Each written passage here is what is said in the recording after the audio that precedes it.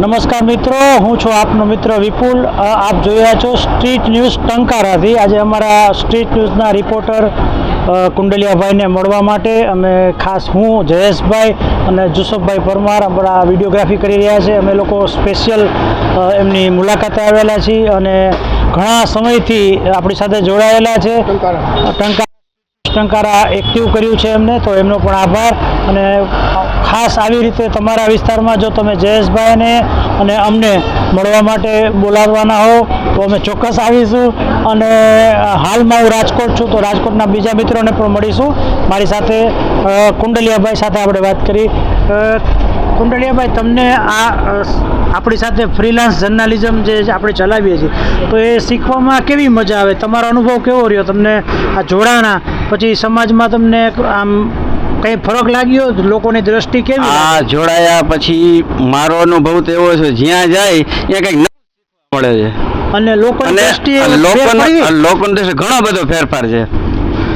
અને આ જોતા મારામાં પણ એવું ઉત્સાહની થોડીક લાગણીથી કામ કરવાની જે હિંમત એ મને છે એમાં હું.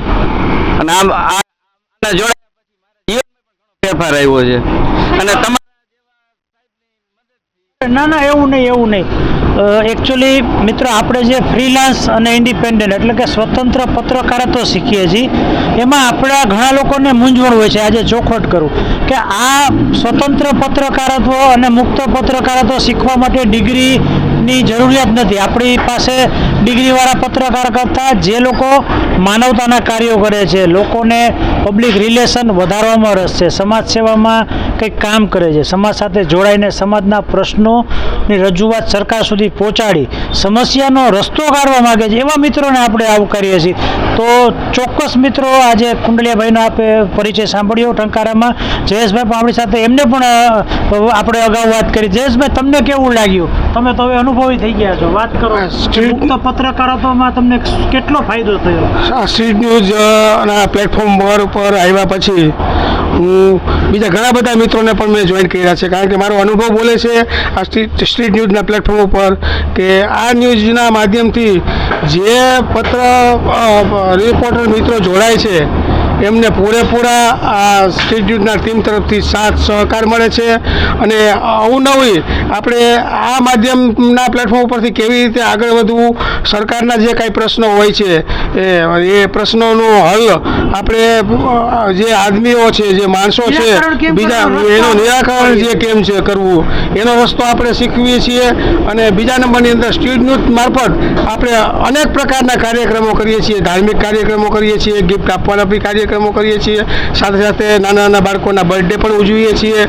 અને નાના જે ગ્રુપની અંદર જોડાયેલા છે, અમારા જે સમાચારો રોજ વાંચે છે, એ પરિવારના ઘરે જઈને પણ અમે રૂબરૂ જઈને મુલાકાત પણ કરીએ છીએ, એને પણ આશ્વાસન આપીએ છીએ. તમારા કોઈ પણ પ્રશ્નો હોય, સામાજિક કે આર્થિક કે કોઈ પણ પ્રકારની બાબતનો પ્રશ્ન હોય, તો અમારા સુધી અમે તમારી પાસે આવીને લઈએ છીએ.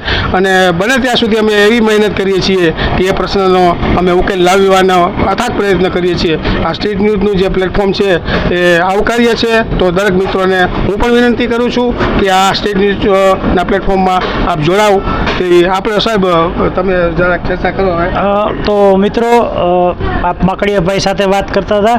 તો જે પણ લોકોની વિચારધારા પોઝિટિવ હોય, પોઝિટિવ વિચારધારા ધરાવતા હો, સમાજમાં તમારું પબ્લિક રિલેશન વધારવા માગતા હો, અને ખરેખર તમે એક સામાજિક સેવાના રસ્તે પત્રકારત્વ શીખવા માગતા હો, તો ચોક્કસપણે અમારી ટીમમાં સ્વાગત છે તમારું. સમગ્ર ભારતમાં સ્ટ્રીટ ન્યૂઝ ફેલાયેલું છે, અને જે લોકો પણ શીખવા માગતા હોય, જેમની પાસે અક્ષર જ્ઞાન હોય, એવા તમામ મિત્રો અમારી સાથે જોડાઈ શકે છે. તો એના માટે ટંકારામાં કુંડલિયાભાઈનો, રાજકોટમાં જયેશભાઈનો, જુસફભાઈનો, અને બાકી ગૂગલ ઉપર તમે સર્ચ કરશો સ્ટ્રીટ ન્યૂઝ ટીમ એટલે તમને વિગતો મળી જશે. તો ચોક્કસ જણાવો.